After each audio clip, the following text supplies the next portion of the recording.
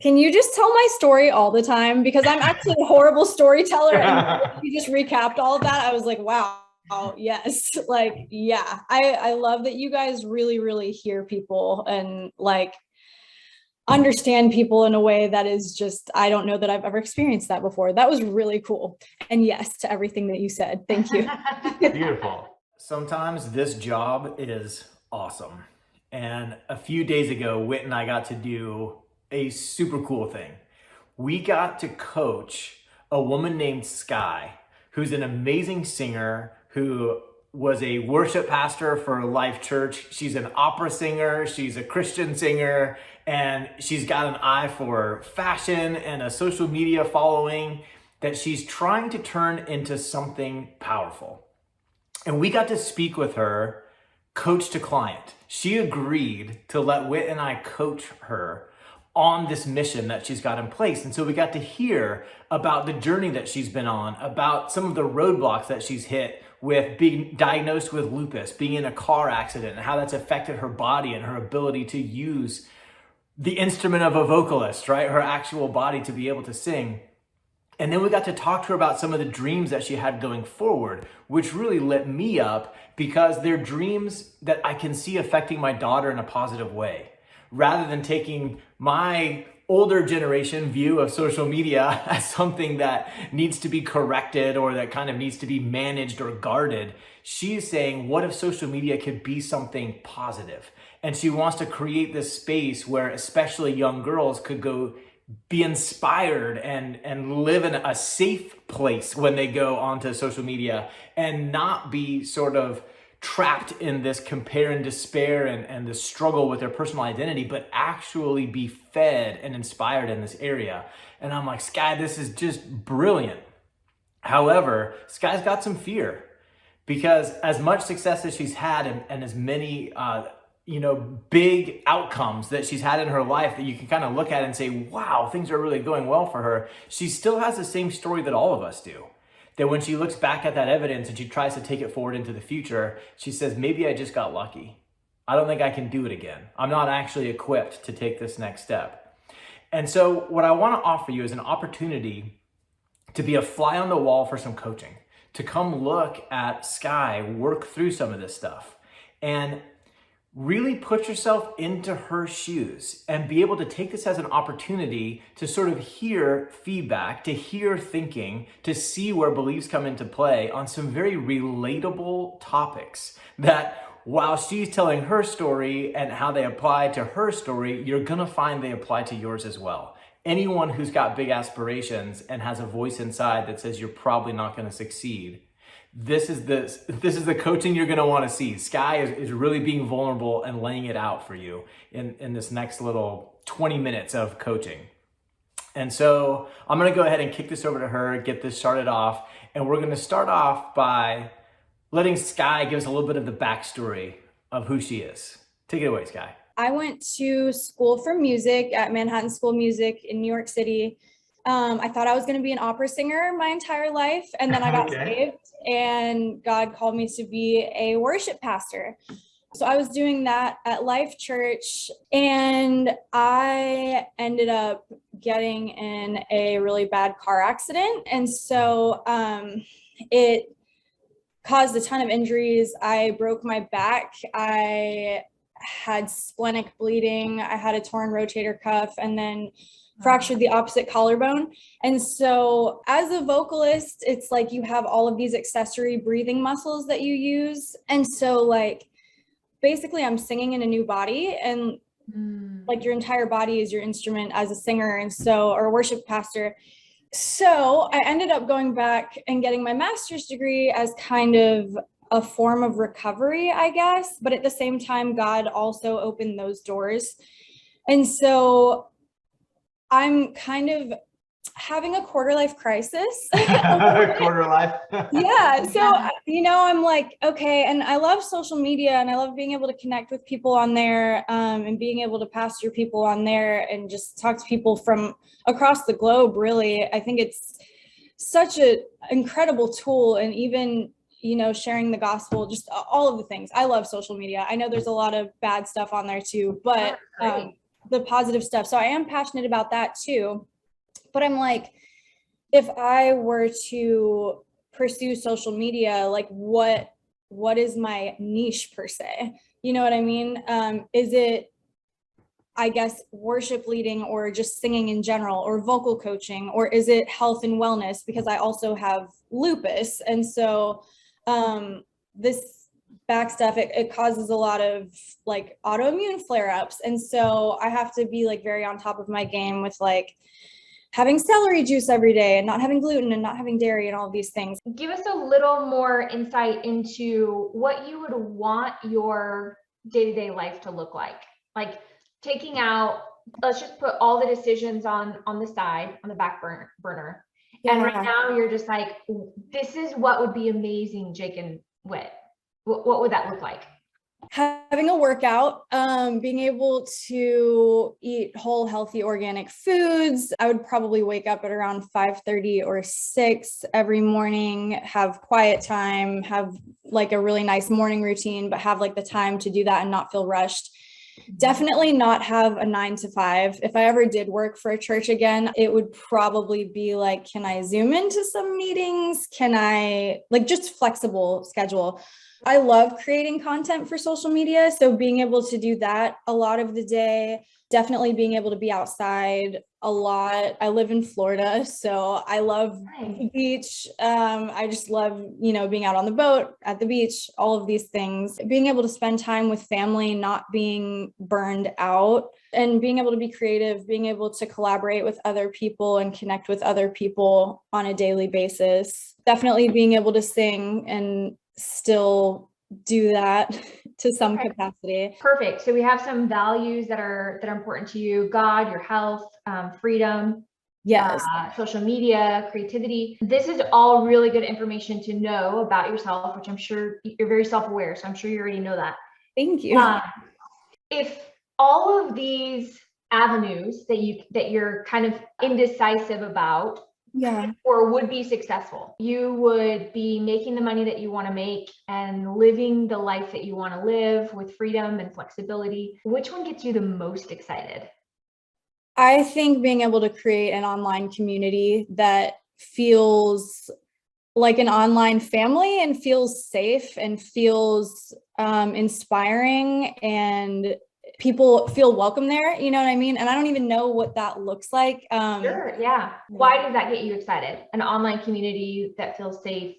I think it's because the majority of people spend a lot of time on social media anyways. And I feel like we can fall into this trap of like comparison or whatever it is, and just being able to have like actual connection with somebody instead of just having the like false pretense through a screen type of thing. It's like the influencers and the people on there that I like to follow provide value, and also it's like you almost feel like you're their best friend type of thing, because I think it almost makes you feel like, you talk about self-awareness, it almost makes you feel safe to like dive into those things yourself, I guess, if you see somebody else kind of dealing with it. I don't know if that makes any sense at all. And why would you say that's important to you?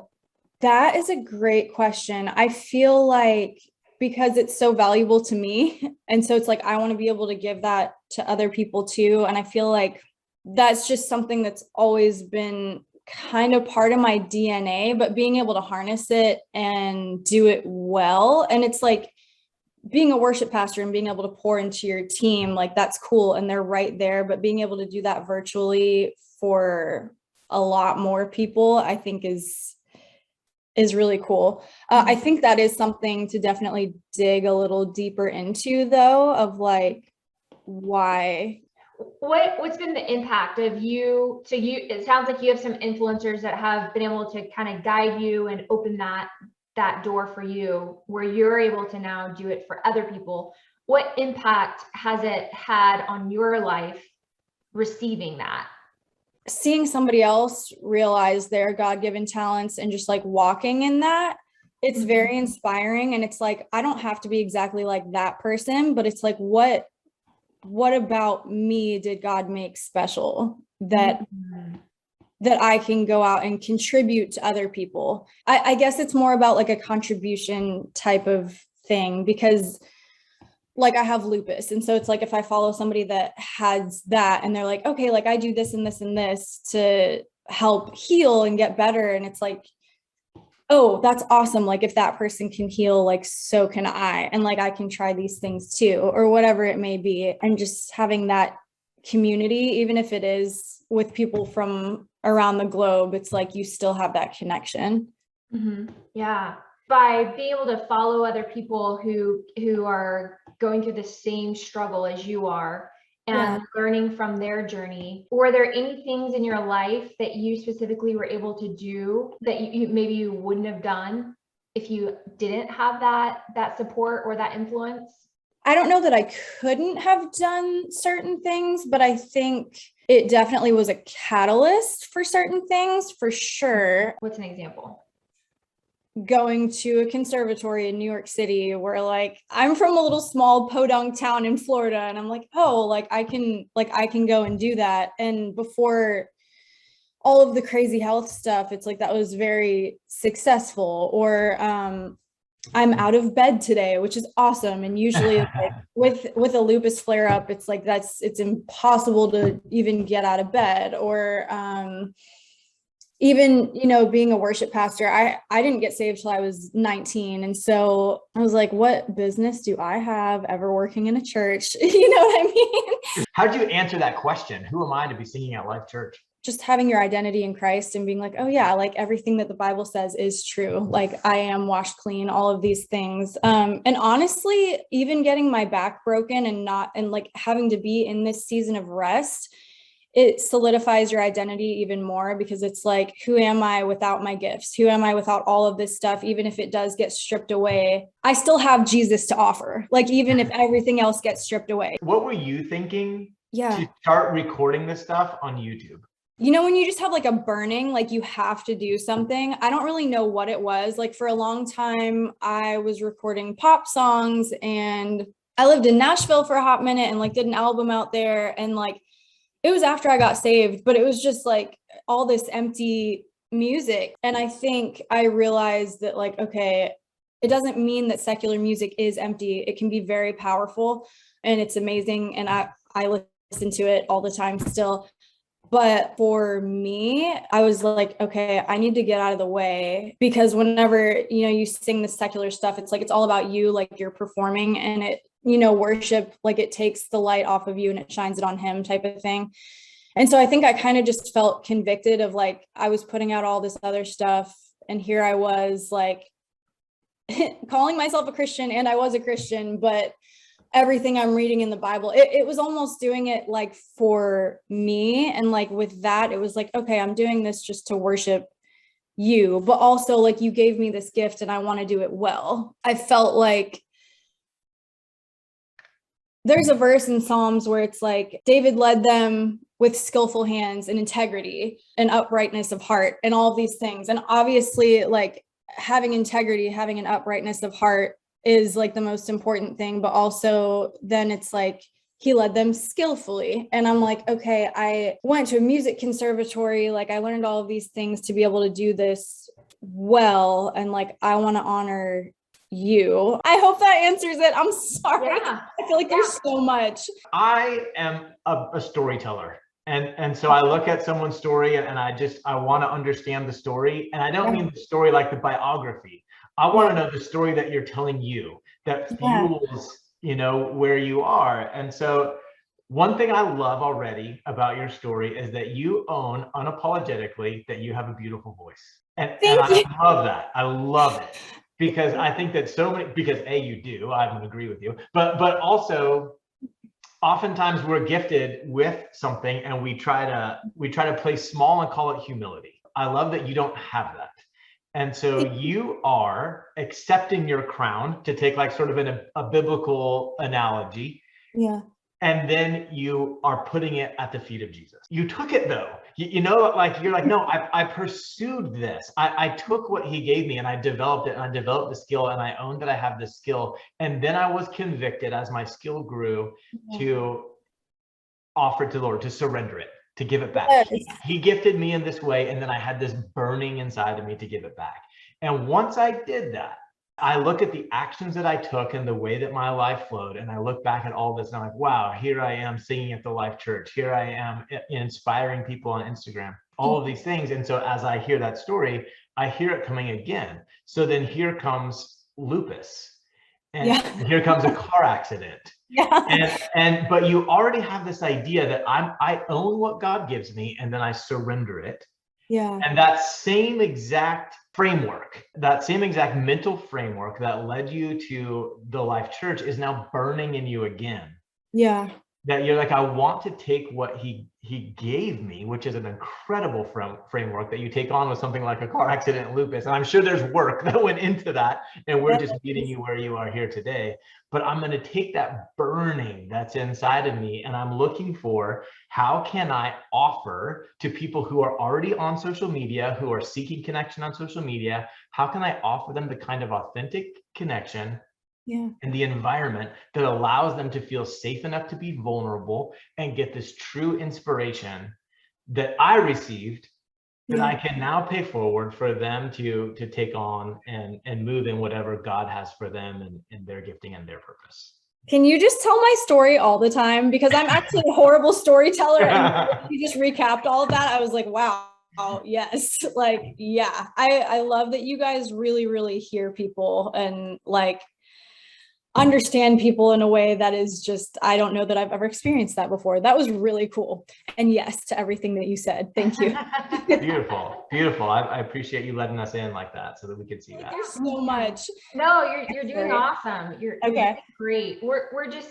We're getting a clear picture of Skye's values and inspiration and kind of decision-making process that has led you to where you are, so that we can help shine light on where the missing gaps are that's keeping you feeling stuck. For sure. You're not stuck, but you're feeling stuck. Where that leads us is clarity on what's important to you. Because when we look at life is just choices. If we zoom out, it's just a lot of little choices that lead to different points in our life. When we're feeling overwhelmed with many choices, then that's where where fear starts coming in, and confusion and doubt, and we're actually stepping away from what we're being drawn to. When you think about, let's just say, starting your social media and letting that be your financial income. And you're building that and you're feeling confident in that. What comes up? Why is that scary? I feel like I don't know how to do it. And I feel like right now my social media is like, like the stuff that I'm dealing with is really difficult sometimes. And I don't want to get on there and be like a negative Nancy. And like, if I'm going to get on there and talk about it, I want to be able to have a solution, I guess, and not just be like, oh guys, I couldn't get out of bed today. Like, no. Like, you know what I mean? It sounds like the main belief is, I don't know how. Yeah. Okay. But it's like, I feel like I should know how, but I don't. It's almost like, I feel like I could do it if somebody was like, this is exactly what you're supposed to do. I want to feel more like the big sister who you feel safe to come and talk to, you know, if you're having issues with like bulimia and you don't want to tell anybody else, but you want prayer for it, or, you know, you just want to talk to somebody. Like, I want to be the non-judgmental, validating ear that will listen to people and then speak truth over them and pray with them and sit with them in like their hardships. So, but it's like, how do you get to that point? Okay, I'm going to stop you right there. Yeah, sorry. I'm like, no, you're doing awesome. All of this is great. Are you open to receiving coaching now? Yeah, absolutely. Okay, this is the fun part. What if there was no right way? Yeah. And you felt confident every single morning that you woke up that whatever came to mind, that was the best thing. How would you show up differently? Just more consistent, more committed. And it's like, I so desire to be that way and show up that way. But I think you'd be consistent, committed. What else? would just be able to get all of those things out and also have fun with it instead of feeling overwhelmed and like, is this providing value? Is this, good enough? You wouldn't be second guessing yourself. Exactly. Yes. Yes. So good. So good. Awesome. So you'd be consistent. You would not be second guessing yourself. You'd make be having lists and execute them. Execution. Yes, exactly. And having fun and knowing that I'm using the gifts that God has given me to glorify him and make a positive impact on people's lives. And I think that would be the end result, is that you're using your gifts and you're making the impact that you feel called to make. Yeah. Yeah. And so now that you've created that in your life, what's coming up as scary is knowing that that's what you've created. That's the life that you're living. Yeah.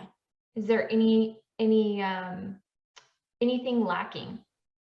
I don't know that there would be, as long as I was working with brands, or I don't know if it's like creating a course or somehow creating income, passive income would be better. So I think maybe financial security, as long as, there's also that there as well. So it's like, how do I use these things to also like contribute financially? Yeah. When you went on YouTube and you just started sharing your gift. Yeah. Were you concerned with all the how-tos, or did you just go out and do it? No, I just did it. So I mean, there was definitely like a learning curve with the recording equipment. Sure. Yeah. And what was the motivation for just going out and doing it and not worrying about if it was going to make money or not make money? And I felt like I just like had to. I guess like when God calls you to something and it's just like you just feel like compelled to do it, and you don't even maybe really know exactly why, but it's just like, okay, yes, you do this, and I'm just gonna like keep doing it until it gets better and better and better. Our brain likes to say, oh, but I can't do that again. I got lucky. Yeah. But the truth is, I am being called. I am saying yes to this skill set that I've been given, and coming from a place of feeling compelled and inspired and confident. Now all of these, but I don't know how, I don't have the right feedback, I don't have the right becomes just a path that we take one step at a time with. And so it's not the strategy that's going to get you to living the financial life and the calling life that you want. It's not the strategy. Yeah. It's tapping into the thoughts that have worked well for you in the past, that got you to take the risks and just share your talent, share your vulnerability and your story. Yeah. That get people reaching out to you because you're in alignment with yourself, your spirit, and your calling, and you're doing it from a place of confidence, and it sounds like gratitude too. Like, I'm so grateful that I have these gifts to share. Yeah, definitely. Putting on that mindset and practicing that each day that fuels you creating your content. What if that was all that was necessary in order for you to financially be successful and do it in a way that you feel called to do it? Yeah, I mean, that would be amazing. I don't know where to start. I don't know how. I might be bad at it. Those are a really good thought to be aware of that prevent all people from starting. Anyone who has a desire, it prevents them from being successful. Yeah. And the how, we never know until after we've done it. Yeah. Right? Yeah. And so you have skill sets that you've developed like just taking action. Yeah. Learning it and seeing what kind of feedback you can get. You actually have the skills that you would want in order to be successful at having a social media business or vocal lessons. Yeah. The best thing you could do for yourself is to say, if all of the businesses that I would create are going to be a thriving success, which one do I want to spend my time doing? And so now it's just leaning into your confidence of, hey, I know how to do this and I'm passionate about it. And that is all you need. A compelling reason, skill sets, I'll figure it out, and 2 ways that you, or 1, whichever you prefer, focus on 1 or 2 at the most and get really, really good at offering. Just, this is the service. Yeah, I agree with that. Thank you guys so much. Yeah. Of course.